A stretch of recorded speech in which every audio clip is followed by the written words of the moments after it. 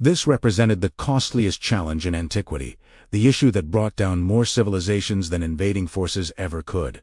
Not tactical brilliance, not bravery, not even command. Currency.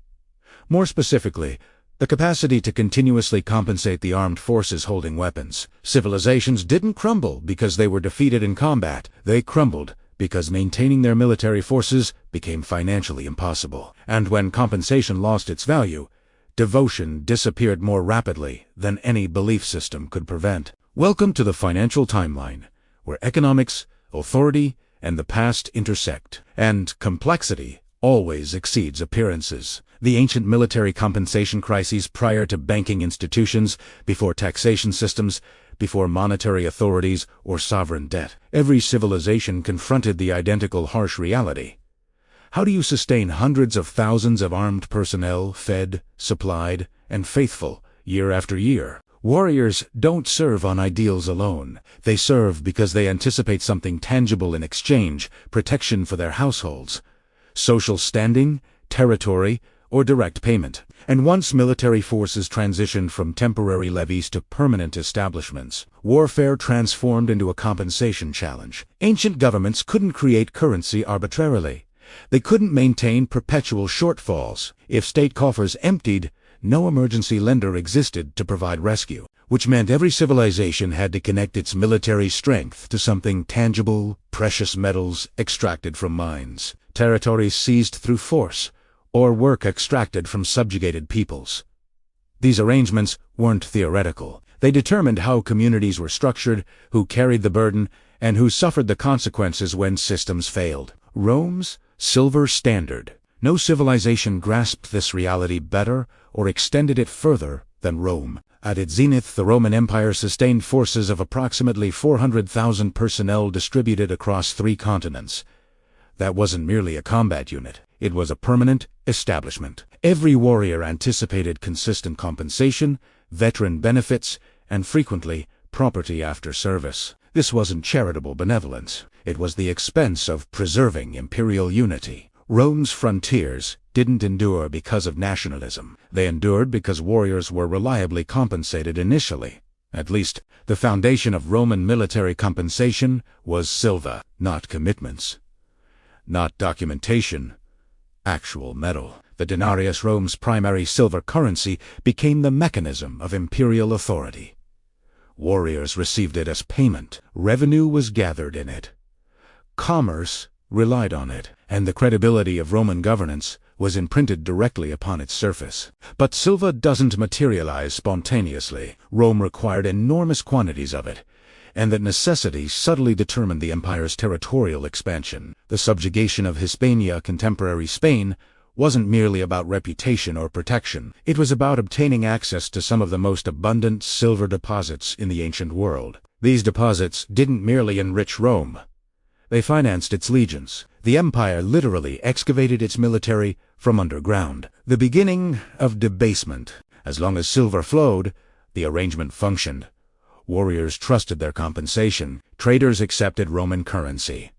Revenue moved efficiently throughout the system. The military enforced stability, safeguarded trade corridors, and ensured that silver kept returning to the government. It was a self-sustaining cycle of authority, wealth, and power. But geological resources have boundaries, and eventually, Rome began to encounter them. By the 2nd century, the accessible silver was depleted. Extraction became more expensive. Military operations grew costlier. The empire's boundaries expanded faster than its income base. And instead of addressing the fundamental problem, Roman authorities selected the most ancient financial deception in history. They weakened the currency. The denarius still appeared identical. Same marking, same authority. But gradually, discreetly, the silver proportion was decreased. A bit of copper here, a bit of alloy there. Officially, warriors were still receiving the same compensation. In actuality, their economic power was diminishing. Initially, no one recognized it. Then costs started escalating. Traders required more coins for identical merchandise. Warriors protested that their compensation no longer satisfied their requirements. So the government increased wages using more debased currency, which elevated costs higher. which necessitated increased taxation, which pressured farmers and city laborers who lacked negotiating power. The inflationary spiral inflation didn't manifest itself as a catastrophe. It advanced as a sequence of minor accommodations, each one justifiable, each one necessary, and, collectively, they undermined the system. The Roman military adjusted faster than civilians. Warriors began requiring supplementary payments. Emperors who couldn't provide were removed, sometimes through violence by those who could. Devotion transferred from the government to whoever managed the treasury. Military strength ceased serving Rome. Rome began serving its military. Meanwhile, the people bearing the actual expense had no voice in the situation. Farmers were taxed more intensely. Commerce became unpredictable. Accumulated wealth lost value, and trust in the currency deteriorated. What started as an ingenious solution to a resource limitation became a gradual redistribution of wealth from the population to the armed government. There's a subtle paradox here. Rome didn't collapse because it rejected silver. It collapsed because it relied on it excessively. When the metal ceased flowing, the appearance of stability collapsed with it. By the 3rd century, the denarius was nearly pure copper. Warriors were no longer consistently compensated in currency at all, but in food provisions and territory grants. The economy splintered. Confidence vanished, and the empire that once dominated the Mediterranean with silver-stamped coins began disintegrating under the burden of its own compensation system. If there existed a prize for financial self-deception, Roman administrators would remain celebrated. Alternative systems across civilizations, but Rome wasn't exceptional. It was simply premature, and the pattern it exposed would recur throughout history in varied forms under different authorities, with identical results. Because once you comprehend how a civilization compensates its military, you comprehend who genuinely possesses authority. And once that arrangement begins to deteriorate, collapse isn't a question of whether only timing. When Rome's silver-dependent system began to rupture, it didn't devise a novel solution. It reverted to something more primitive, more harsh, and far less sustainable: territory, plunder, and commitments of future compensation. And in doing so, it exposed a reality every empire eventually discovers through hardship.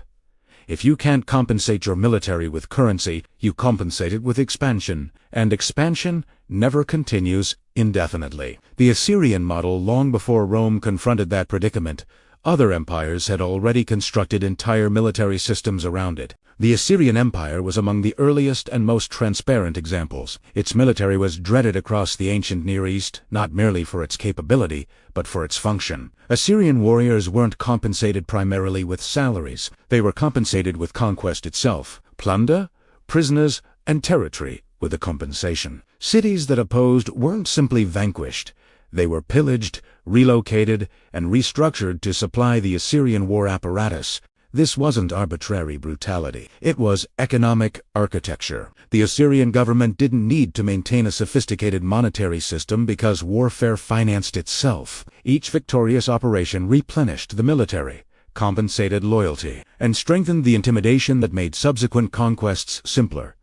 Violence wasn't a side effect of the system. It was the system. But there was a limitation. When expansion decelerated, the motivations collapsed. Warriors accustomed to compensation through conquest had no tolerance for restraint. And when the empire could no longer sustain its military through victory, it was destroyed by rebellion, fragmentation, and internal collapse. The Islamic caliphates, the identical principle, emerged centuries later in the early Islamic caliphates, though in a considerably more organized form. Here, warriors were compensated through government stipends financed by taxation imposed on conquered regions. Territory taxes, commercy fees, and religiously mandated obligations flowed back to the center, where they were redistributed to the military elite. As long as the empire expanded, income increased. As long as income increased, warriors remained faithful. But when frontiers stabilized and conquest decelerated, the system strained.